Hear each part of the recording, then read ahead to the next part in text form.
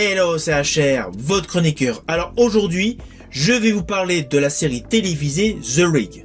Mais forcément, vous l'avez remarqué, il s'agit d'un format un peu spécial. Pourquoi ? Tout simplement parce que cette vidéo sera également disponible en version podcast sur ma chaîne YouTube HR Movie Fan. Ainsi, je vais vous parler de la série The Rig dans le brouillard des abysses. Alors je vous le dis tout de suite, c'est une série où je suis tombé dessus par hasard. Tout simplement en faisant du zapping, en faisant, comme des millions de personnes, une recherche sur plein mes vidéos pour agrémenter ma soirée. Là, j'ai découvert une vignette qui m'a hypé. J'ai immédiatement regardé les premières informations concernant cette série et j'ai remarqué que dans le casting, nous retrouvons l'acteur Len Glenn.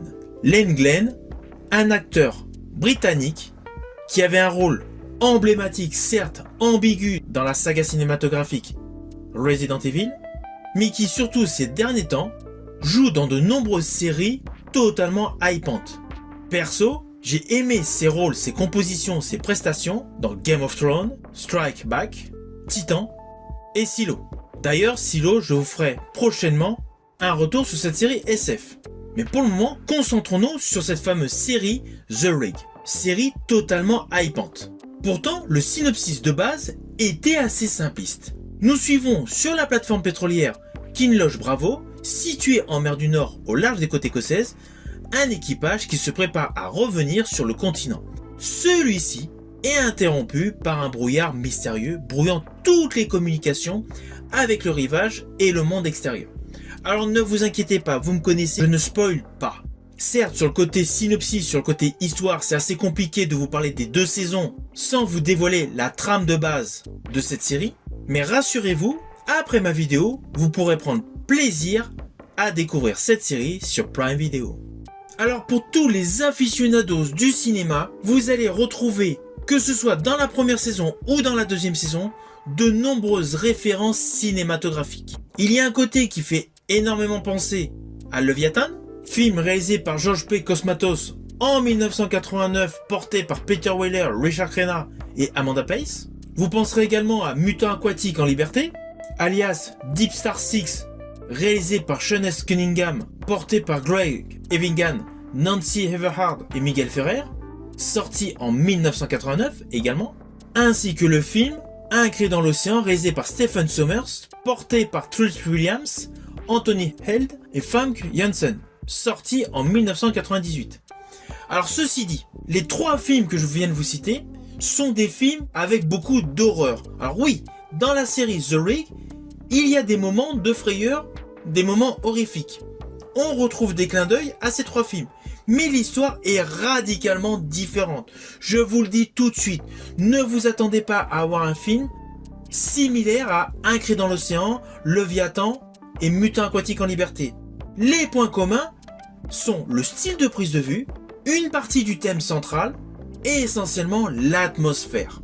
Principalement la première saison. La deuxième saison, quant à elle, fait énormément penser au film magnifique de James Cameron, Abyss. Si jadis vous avez aimé ce film Abyss sorti en 1989, eh bien je peux vous affirmer que cette série The Rig est pour vous. On est vraiment dans le même style, le même registre. Et là, je préciserai même sur le plan scénaristique, essentiellement sur le plan scénaristique. Les 2 saisons de cette série sont bonnes, mais la deuxième est un level largement supérieur. Et sincèrement, au vu du début, avec le concept de la station pétrolière, qui a certes un côté assez classique, mais un côté assez mystérieux, un côté poisseux, un côté marin, avec naturellement des types d'échanges de dialogue similaires à The Thing de Carpenter, mais le côté ambigu de certains personnages, le côté burné de certains acteurs, et le côté réfléchi du premier rôle de cette série, Emily Hampshire, que perso j'avais jadis apprécié dans la série 12 Monkeys, apporte une réelle dimension psychologique et angoissante au cœur de cette très bonne série. C'est une série qui va vous tenir en haleine du début jusqu'à la fin. C'est une série qui comporte des complots, c'est une série qui comporte des twists et surtout la structure narrative autour du personnage, l'ancêtre, est parfaite, même si on ressent l'inspiration du film Abyss de James Cameron.